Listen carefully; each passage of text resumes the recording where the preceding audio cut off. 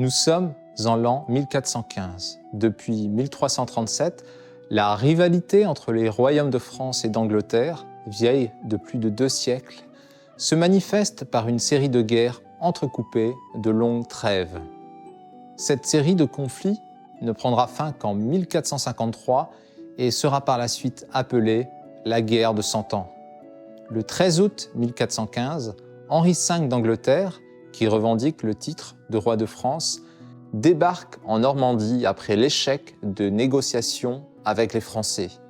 La ville d'Harfleur tombe au bout d'1 mois et demi de siège, mais la dysenterie ayant frappé les Anglais, Henri V doit provisoirement abandonner ses rêves de conquête. Il se dirige avec son armée vers Calais en vue de rembarquer vers l'Angleterre. L'host du roi de France, Charles VI, absent car atteint alors d'une maladie mentale, parvient à rattraper les Anglais le 24 octobre. C'est dans ce contexte historique que se déroule le dernier roman de Jean Telet, Azincourt par temps de pluie. Azincourt, un joli nom de village, le vague souvenir d'une bataille perdue. Ce 25 octobre 1415, il pleut dru sur l'Artois. Quelques milliers de soldats anglais qui ne songent qu'à rentrer chez eux se retrouvent pris au piège par des Français en surnombre. Bottés, casqués, cuirassés, armés jusqu'aux dents, brandissant fièrement leurs étendards, tous les aristocrates de la cour de France se précipitent pour participer à la curée. Ils ont bien l'intention de se couvrir de gloire dans la grande tradition de la chevalerie française. Aucun d'entre eux ne reviendra vivant. Toutes les armées du monde ont un jour ou l'autre pris la pâtée, mais pour un désastre de cette ampleur, un seul mot s'impose, grandiose. Avec la verve qu'on lui connaît et son sens du détail qui tue, Jean Telet nous raconte ces 3 jours dantesques où, sous une pluie battante, des milliers d'hommes se sont massacrés dans un affrontement sanglant, d'autant plus désastreux que cette bataille était parfaitement inutile. La bataille d'Azincourt peut être considérée comme la fin de l'ère de la chevalerie, car de nombreuses lois de cette dite chevalerie y ont été bafouées par les perfides envahisseurs. Depuis 1964, les conventions de Genève dictent les règles de conduite à adopter en période de conflits armés et notamment la protection des civils, des membres de l'aide humanitaire, des blessés ou encore des prisonniers de guerre. Les contrevenants à ces conventions sont susceptibles d'être poursuivis pour crimes de guerre devant une cour pénale internationale. Néanmoins, l'histoire très récente nous montre que l'application de ces traités internationaux fondamentaux dans le domaine du droit international humanitaire est très délicate à mettre en place. C'est en 1997 que l'auteur britannique J.K. Rowling donne vie au monde fantastique et merveilleux d'Harry Potter. La série de 7 romans raconte les aventures du jeune sorcier et de ses amis, Ron Weasley et Hermione Granger, à l'école de sorcellerie Poudlard, dirigée par Albus Dumbledore.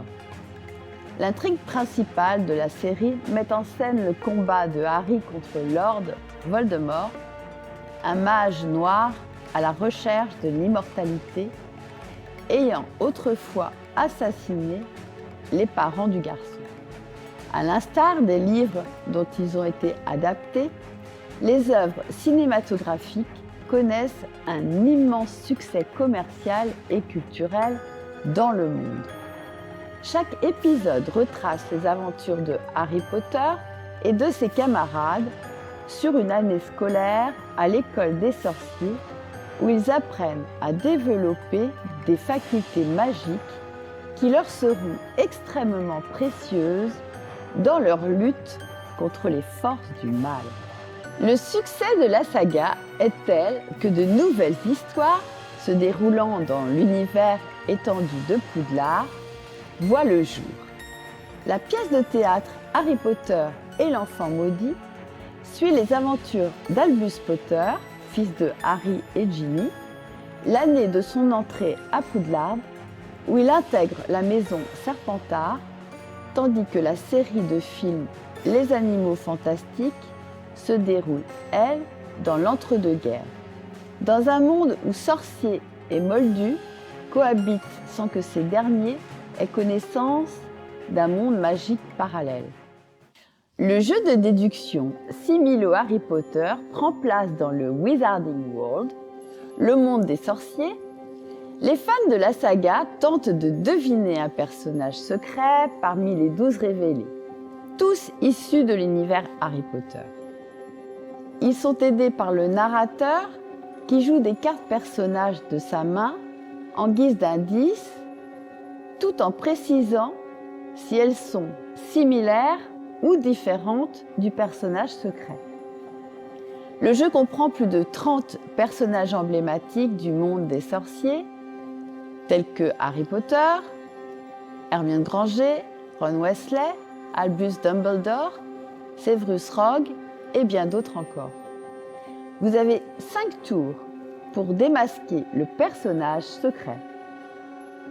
Si vous l'éliminez par erreur, tout le monde a perdu. Dans ce jeu, la coopération est de mise.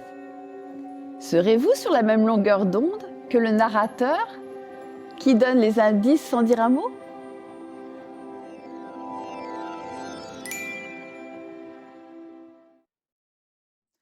En 2016, Janet Hutchinson, la directrice du casting du film Harry Potter à l'école des sorciers, sorti en 2001 et premier de la saga, racontait que 2 acteurs avaient été retenus pour interpréter le jeune sorcier au cinéma. Finalement, c'est Daniel Radcliffe qui a obtenu le rôle car il avait un certain cran que n'avait pas l'autre enfant.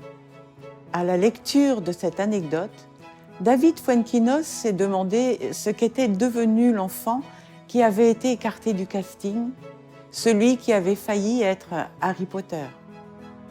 En plus de l'empathie qu'il a éprouvée pour cet enfant, c'est également un autre aspect qui a intéressé l'auteur. On a rarement le film de la vie potentielle qu'on aurait pu avoir. Ici, non seulement ce jeune homme traverse un échec terrible, mais pendant 20 ans, il voit la vie de Daniel Radcliffe, la vie qu'il aurait pu avoir. Il y a quelque chose de terriblement douloureux. À partir de cette scène initiale, basée sur la réalité, il s'engouffre dans la fiction et imagine la vie de ce jeune garçon qui, sous sa plume, prend le nom de Martin Hill. Martin vit seul à Londres avec son père, accessoiriste de cinéma, lorsqu'il est repéré par le producteur du premier volet d'Harry Potter.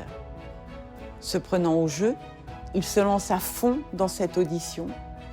Mais voici que surgit Daniel Radcliffe, qui lui ravit le rôle du plus célèbre sorcier du monde. Sentiment de rejet et répercussions sur l'estime de soi, Martin fait tout pour ne pas être confronté au phénomène Harry Potter qui déferle partout. Après avoir obtenu son bac avec mention très bien, il ne poursuit pas ses études et pour fuir le monde contemporain, accepte un poste de gardien au Louvre où il rencontre d'autres numéros 2, comme ce finaliste du Goncourt qui n'a pas gagné, ou cette peinture accrochée juste à côté de la Joconde. David Fuenquinos estime que l'on est toutes et tous des numéros 2 à certains moments de la vie. À travers ce roman, il espère redonner l'espoir aux perdants et les aider à se reconstruire. Et si une morale peut être tirée de la lecture de ce livre, c'est bien que les gagnants ne sont pas forcément les plus heureux.